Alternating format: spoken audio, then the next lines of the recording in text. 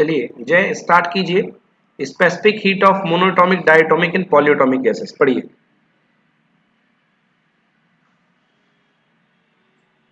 तो स्क्रीन नहीं है sir. Screen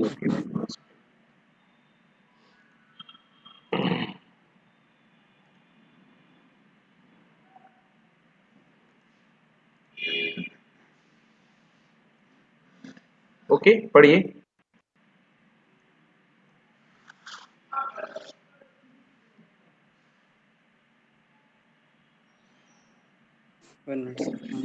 Specific heat of monoatomic, diatomic and polyatomic gases. Sir monoatomic, diatomic और पॉलीएटमिक क्या होता है सर? कल मैंने बताई थी मोनोएटॉमिक मतलब जिसमें एक एटम की गैस, जिसमें ऑनली जैसे हीलियम, तो मोनोएटॉमिक गैस है। डायटोमिक जैसे ऑक्सीजन में 2 एटम होते हैं तो O2 बनती है, तो वो डायटोमिक गैस है। और 3 एटम मतलब कि 3 एटम वाली गैस जो होती है वो ट्राइएटॉमिक गैस होती है। पढ़िए। Using the law of Yes sir. Using law of equipartition of energy, determine the value of Cp, equipartition. Cv and lambda for equipartition first. कल मैंने बताया था इक्विपार्टीशन मतलब इक्वल पार्ट एनर्जी वेस्ट होती है। पहले पार्ट में 1/2 kBt 1/2 kBt सभी में जाती है, याद आया? Yes sir. That is called equipartition of First energy. specific heat of monoatomic gas. In case of a monoatomic gas like helium, air, etc., a molecule has 3 translation degrees of freedom. According to the law of equipartition of energy, average energy associated with each degree of freedom per molecule is equals to half kVt.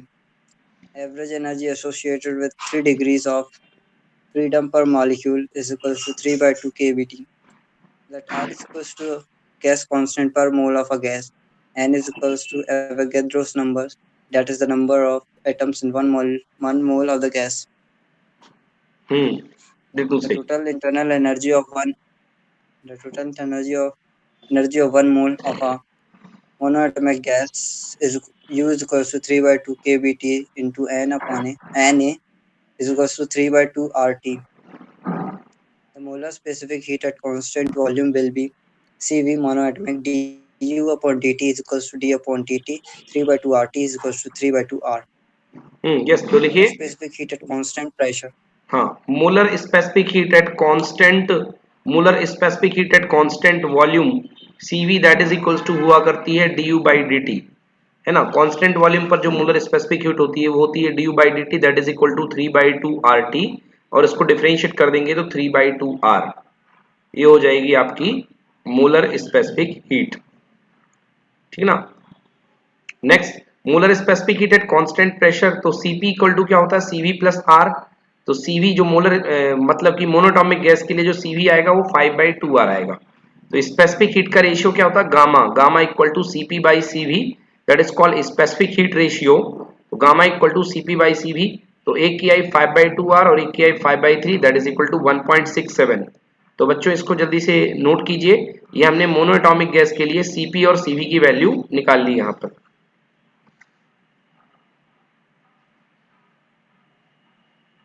Done.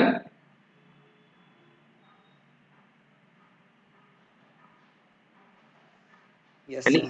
चलिए next पढ़ते हैं specific heat of a diatomic gas. अब पढ़िए diatomic gas. Specific heats of diatomic gas.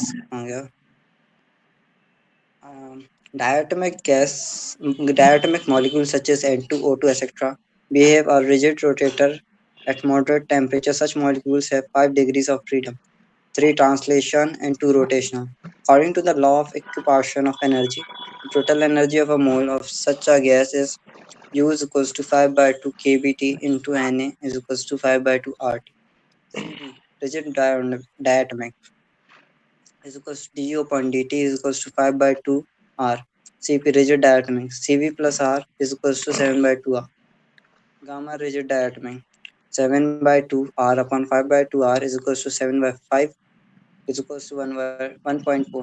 Hmm Diatomic molecules is not rigid but has also a vibrational mode. Then each molecule has an additional energy equal to 2 into half kBt is equals to kBt because the vibrational frequency has both kinetic and potential energy modes. U is equals to 5 by 2 kBt plus kBt. Na is equals to 7 by 2 kb. Nat is equals to 7 by 2 RT. Yes, तो अगर आप rigid molecule ले लेंगे, if the diatomic molecule is not rigid, है ना, diatomic molecule not rigid होते हैं मगर वाइब्रेशनल मोड की वजह से degree of freedom extra add हो जाती हैं, तो टोटल जो एनर्जी निकलेगी वो होगी 7/2 RT डायटोमिक मॉलिक्यूल के लिए। तो ये 7/2 RT आ गई है। अब इसका हम गामा निकालेंगे। ओके, तो CV इक्वल टू कितना आ गया, du/dt इक्वल टू 7/2 R। और CP की बात करूंगा तो diatomic with vibrational mode, with a vibrational mode CV plus R होता है। CP is equal to CV plus R, that is equal to 9/2R हो जाएगा, और दोनों को डिवाइड किया तो कितना आ गया 1.28। तो डायटोमिक विद वाइब्रेशनल मोड जो है वो 1.28 आ जाएगा। चलिए, okay, then specific heat at constant specific heat of triatomic gas। चलिए, ट्राइटोमिक गैस की स्पेसिफिक हीट की बात करते हैं। तो ट्राइटोमिक गैस के लिए, नॉन लीनियर ट्राइटोमिक गैस की specific heat 6 degree of freedom होती रही, तो 6/2 kBt। तो Na का मल्टीप्लाई कर देंगे तो मोलर स्पेसिफिक हीट आ जाएगी R3RT। तो CV equal to du/dt is equal to 3R। तो CP इक्वल टू कितना आ जाएगा 4R। तो गामा इक्वल टू हो गया CP/। अब लीनियर ट्राइएटॉमिक जो होता है उसमें कितनी 7 डिग्री ऑफ फ्रीडम होती थी, नॉन लीनियर में 6 होती थी, लीनियर में 7 होती थी। तो एनर्जी टोटल आएगी कितनी, ये 7/2 kBt into Na, that is equal to 7/2 RT। Differentiate करेंगे तो du/dt इक्वल टू 7/2 R। तो CP equal to 7/2 R plus R, that is equal to 9/2 R। और gamma equal to CP/CV equal to 9/7, 1.28 मिल जाएगा। अगला क्वेश्चन देखते हैं। Using the law of equipartition of energy obtain a relation between degree of freedom F and specific heat ratio gamma of a polyatomic gas. तो gamma polyatomic gas की degree of freedom में और हमें gamma में relation बनाना है। Specific heat of a polyatomic gas. Consider 1 mole of perfect polyatomic gas at absolute temperature T. Suppose that total degree of freedom of each molecule is F. According to the law of equipartition of energy, average energy of the each molecule that is equal to F/2 kBt. Her molecule की energy जो होती है that is will be F/2 kBt. Now internal energy of the one molecule of gas. तो इस समय पे one molecule of gas की जो इंटरनल एनर्जी बनेगी वो कितनी बनेगी, वन मॉलिक्यूल ऑफ गैस की internal energy that is equal to F/2 kBt multiplied by Na। Sorry, one mole of gas, one mole of gas की जो एनर्जी बनेगी that is equal to F/2 kBt into Na, that is equal to F/2 RT। तो CV कितना आ जाएगा F/2 R। CP is equal to CV plus R हुआ करता है, तो कितना आ गया F/2 R plus R, that is equal to F/2 plus 1 common ले लिया R। Cp अपॉन CV जो होता है गामा होता है, तो Cp कितना आया अपने पास F/2 प्लस 1R, और CV is equal to F/2R। तो दोनों को डिवाइड कर दिया तो कितना आ जाएगा 1 plus 2 upon F, 1 plus 2/F। तो ये रिलेशन थोड़ा सा इंपॉर्टेंट है, उतना ज्यादा खास तो कुछ नहीं है, थोड़ी सी बट आ सकता है, तो नोट कर लीजिए यहाँ पे। Cp और CV की वैल्यू बस आप अच्छे से याद रखिएगा कि CV कितना होता है F/2R और Cp कितना होता है F/2 प्लस 1R। ये पार्ट आप इसको नोट कर लीजिए, स्क्रीनशॉट ले लो इसका भाई।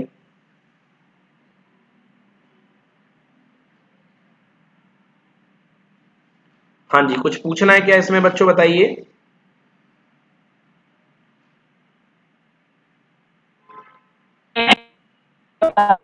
बेटा आपकी आवाज कट कट के आ रही है, हर्षिता आपकी आवाज बहुत कट के आ रही है। चले डन, आगे चले हर्ष, जय जय। Yes sir. ओके, चलिए ये हो गया। देन इसके बाद देखते हैं जो हमने फॉर्मूले एक बार पढ़ लिए हैं, तो फॉर योर नॉलेज, ये नॉलेज वाला काम कुछ नहीं है, उसमें कुछ खास नहीं है। तो आइए जो, बेटा आपकी आवाज नहीं आ रही, फिर से बोलो। सर वो जो पढ़ा है वो इस पर पढ़ा दो। अच्छा, ये जो अभी पढ़ाया मैंने इसको एक बार और करा दूं, चलिए हाँ सर। इसको एक बार और करा देता हूँ, ठीक है। तो using the law of equipartition of energy obtain a relation between degrees of freedom F and specific heat ratio of a gamma of a polyatomic gas में डिग्री ऑफ फ्रीडम और गामा के बीच में रिलेशन बताना है। चलिए लिख लो, तो हमें क्या करना है, डिग्री ऑफ फ्रीडम F और स्पेसिफिक हीट रेशियो गामा के बीच में रिलेशन बनाना है। गामा क्या होता है बच्चों? Cp/Cv। चलिए तो अब पढ़ते हैं specific heat of a polyatomic gas. Consider 1 mole of perfect polyatomic gas at absolute temperature T है। Suppose a total degree of freedom उस गैस के मॉलिक्यूल की F है। According to the law of equipartition of energy, हर molecule से जो संबंधित एनर्जी होगी, जो एसोसिएटेड एनर्जी होगी, वो कितनी होगी बच्चों? F/2 kBT। Average energy linked with the each molecule F/2 kBT। तो अगर उस गैस में अपने पास अगर 1 मोल की एनर्जी निकालनी है तो kBT में Na का मल्टीप्लाई कर देंगे तो हो जाएगी 1 मोल की एनर्जी F/2 RT। डिफरेंशिएट कर दीजिए। Cv निकालने के लिए क्या करना पड़ता है? du/dt फॉर्मूला होता है Cv का du/dt। तो Cv is equal to du/dt F/2R आ गया, टाइम से टाइम कैंसिल हो गया, F/2R। अब Cp इज इक्वल टू क्या होता है? Cv plus R, because relation हमने पढ़ा था Cp minus Cv equal to R। तो Cp is equal to Cv plus R हो गया। Cv की वैल्यू F/2R है और R प्लस ऐड कर दिया तो हमारे पास आ गया Cp is equal to F/2 plus 1 into R। अब गामा निकालना है तो gamma equal to Cp/Cv that is equal to F/2 plus 1 into R divided by F/2R। तो गामा इज इक्वल टू आ गया 1 प्लस 2 बाई F। तो ये है गामा और डिग्री ऑफ फ्रीडम के बीच में रिलेशन। गामा होता है specific ratio of specific heat और F होता है डिग्री ऑफ फ्रीडम। तो वह gamma is equal to 1 plus 2 by F। Done.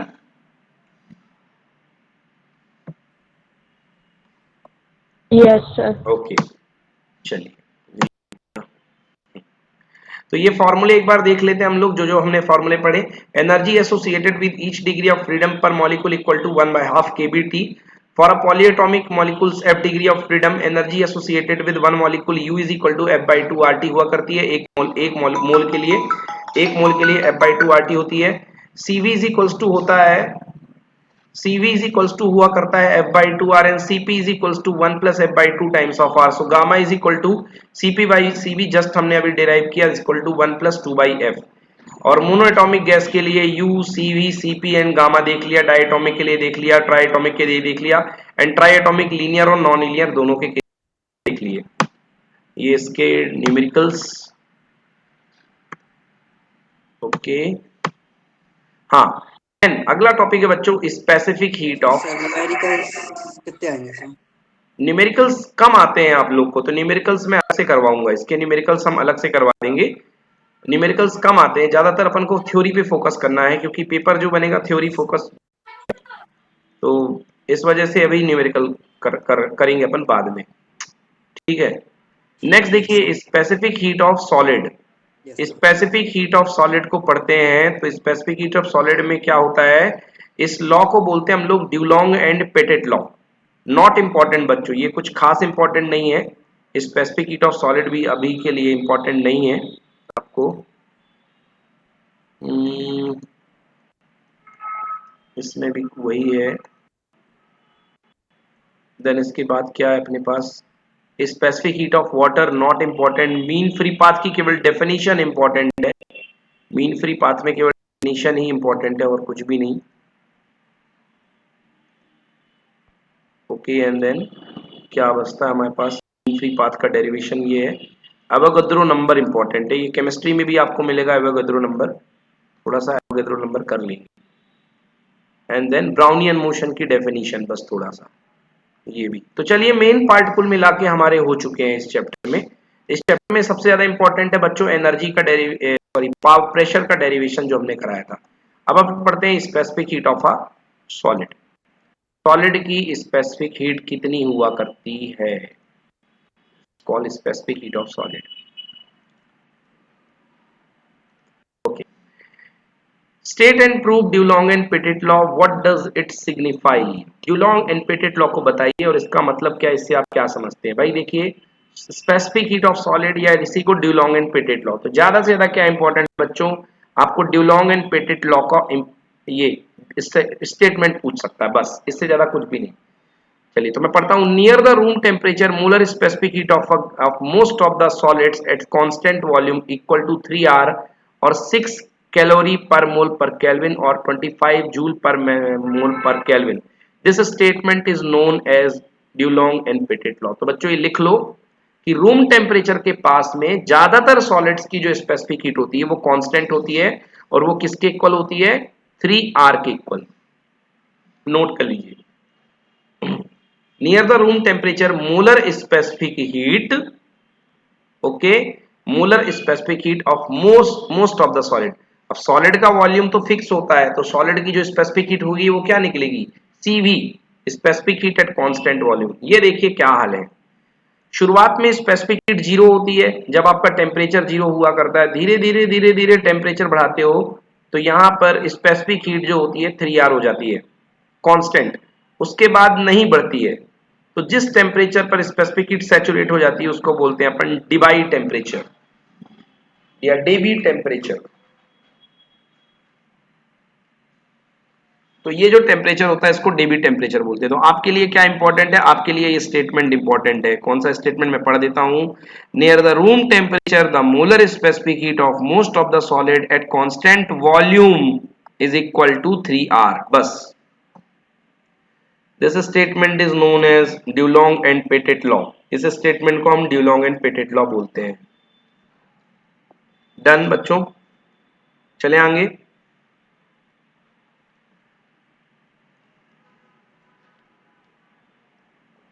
Yes, sir. Yes, sir. Okay. In solid, the atom vibrate about the mean position. During vibration, the kinetic energy EK of an atom changes continuously into potential energy EP and vice versa. So the average values EK and EP are equal in solid. Since an atom can vibrate along three mutually perpendicular direction, so it has 3 degree of freedom. Applying the law of equipartition of energy, EK equals to 3 times of half kBT, that is equal to 3 by 2 kBT. So E potential equals to 3 into half kBT, that is equal to 3 by 2 kBT. Average vibrational energy per atom equal to E kinetic plus E potential, okay, equals to 3 by 2, 3 by 2 हो गया कितना 3 kBT. Total vibrational energy or the internal energy of 1 mole of molecule of the solid is given by U equals to Na multiplied by 3 into kBT, that is equal to 3 RT. Okay, R equals to होता है Boltzmann constant Kb into Na। Since for solid delta V is negligible, so delta Q is equal to delta U plus P del V। P del V zero हो जाएगा क्योंकि volume change solid में होता नहीं है, तो delta Q equals to बनेगा delta U। Now CV is equal to delta Q by delta T, तो इतना आएगा कितना delta U by delta T, से डेल्टा T कैंसिल हो गया और अपने पास केवल क्या बचेगा, अपने पास delta U by delta T, that is equal to 3R। ये टाइम से टाइम कैंसिल हो जाएगा, ये बचेगा only 3R। This proves the Dulong and Petit law. ये ड्यूलोंग एंड पेटेट लॉ का प्रूफ है। कहीं पर कोई प्रॉब्लम है बताओ, एक्सप्लेन करना है क्या, कुछ पूछना है किसी को? No, sir. ओके, कहीं पे दिक्कत आ रही है जरूर बात कीजिए। नेक्स्ट बात करते हैं significance of Dulong and Petit law. Okay, इसका significance, this law signifies the fact heat energy required to raise the temperature of a sample of metal depends on the total number of atom present in the sample and not on the masses of the individual atoms of the metal. Since 1 mole of every metal contains the Avogadro number of the atom, so molar specific heat of all the metals is same near the room temperature. तो room temperature में सारे metals की जो होती है specific heat constant हुआ करती है। Okay, next question, how does specific heat of a solid vary with temperature, what is Debye temperature? Variation of the specific heat of a solid with temperature. Figure 13.15 shows the variation of the molar specific heat CV of a solid as a function of temperature. Clearly, at higher temperature, the molar specific heat CV of all solid is close to the Dulong and Petit's value 3R. At lower temperature, the molar specific heat decreases rapidly with the temperature. अगर आप कम temperature में जाएंगे room temperature से तो देखिए molar specific heat यहाँ पे घट रही है, ग्राफ में देखो ये घट रही है, बट कांस्टेंट टेम्परेचर में जो होती है मोलर स्पेसिफिक हीट बिल्कुल रुक जाती है रूम टेम्परेचर के आसपास। कहा था मैं, हाँ, at lower temperature the molar specific heat decreases rapidly with temperature tending to become zero at 0 Kelvin. Physically, this is related the fact that the number of degrees of freedom of a molecule decrease as we go at the low temperature. In fact, some of the molecule of the motion get frozen. मतलब कुछ molecule तो जम जाते हैं, मतलब उनके modes जो होंगे वो जम जाएंगे, फ्रोज हो जाएंगे और डिग्री ऑफ फ्रीडम जीरो बन जाएगी। The behavior of the specific heats at a low temperature could not be explained on the basis of the classical physics according to which modes of motion remain unchanged and only the amplitude of motion decreases at low temperature. The behavior was first explained by Einstein in 1905 by using the quantum theory. It was explained more